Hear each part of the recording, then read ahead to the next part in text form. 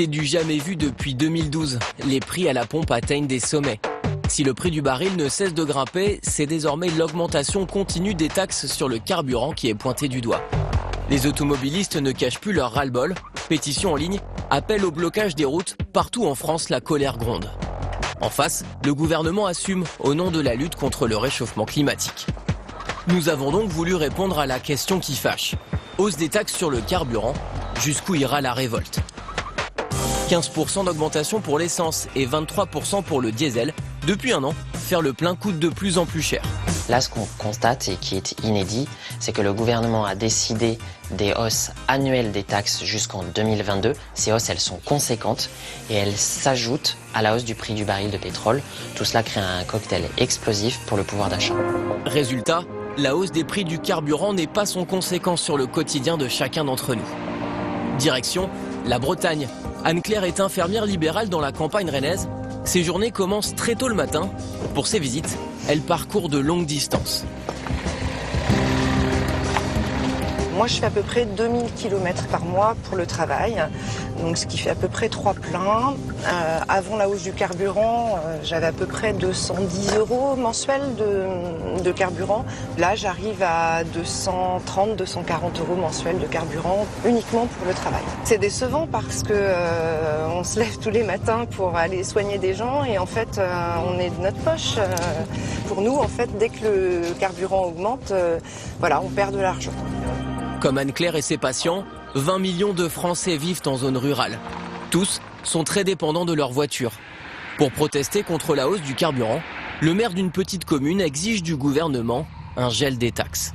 Ici, on est dans la commune du Ferret, en Ille-et-Vilaine. On est à la campagne, dans une commune rurale où les habitants font beaucoup de routes pour aller travailler ou accompagner les enfants à l'école. Ils sont très impactés forcément par la hausse des prix du carburant.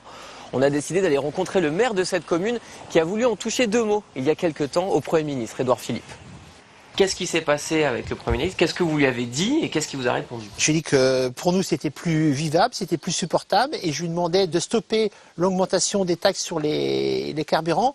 Et le Premier ministre a dit clairement qu'en aucun cas le gouvernement reviendrait sur sa décision et qu'il poursuivrait le calendrier d'augmentation des taxes, notamment la taxe carbone. Je trouve que c'est une grave erreur de sa part et du gouvernement. Quand on habite à la campagne, dans une commune rurale, on n'a pas de métro, on n'a pas de tramway, on n'a pas de train régional, donc on n'a pas le choix, c'est la voiture. Pour ce maire, le gouvernement joue avec le feu et les nerfs des automobilistes. Sur Internet, des dizaines de pétitions et des appels à manifester. Partout, la colère gronde et la fronde s'organise avec comme point d'orgue un appel à bloquer les routes de France le 17 novembre prochain. À Rennes, cet appel est relayé par ces 2 jeunes femmes. Pourquoi vous avez décidé de lancer cet appel à la mobilisation le 17 novembre à Rennes? C'est un ras-le-bol général en fait. Puis il n'y a pas que nous qui le pensons, c'est tous les citoyens pensent ça, mais faut que tout le monde se mobilise en fait. Voilà. Plus on sera de gens, plus l'impact sera énorme. Au quotidien, oui, avant, un plein, je mettais 40 € pour faire mon plein, et maintenant je suis passée à 65 quoi. Et un plein, ça me fait 1 semaine. C'est un mouvement citoyen. Il n'y a pas d'organisateur, il y a rien, on est tous là... On est tous organisateurs en fait. C'est nous. Nous, c'est toute la France. Même si l'ampleur de la mobilisation sera observée de près, ce mouvement citoyen a déjà réussi à faire parler de lui et même à convaincre. Selon un sondage, 78% des Français approuvent cet appel au blocage. Allez, avant de vous